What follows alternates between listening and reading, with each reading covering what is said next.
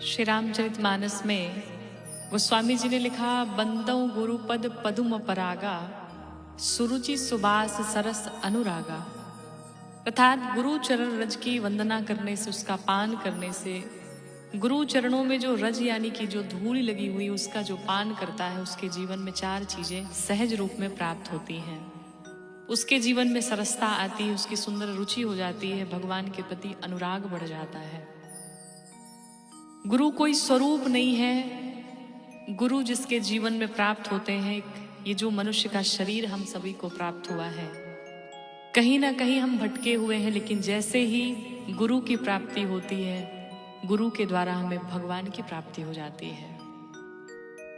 परमात्मा का मिलन तभी संभव है कि जब इस आत्मा और परमात्मा के बीच में एक महात्मा आ जाए, और जैसे ही महात्मा का आगमन हमारे जीवन में होता है, हमें भगवान की प्राप्ति हो जाती है। आइए हम सभी मिलकर के गुरुदेव भगवान की वंदना करेंगे। सतगुरु शरण में सभी फल मिलेंगे, गुरु मिल गए हैं, जुगल भी मिलेंगे। सतगुरु शरण में सभी फल मिलेंगे, गुरु मिल गए तो जुगल भी मिलेंगे।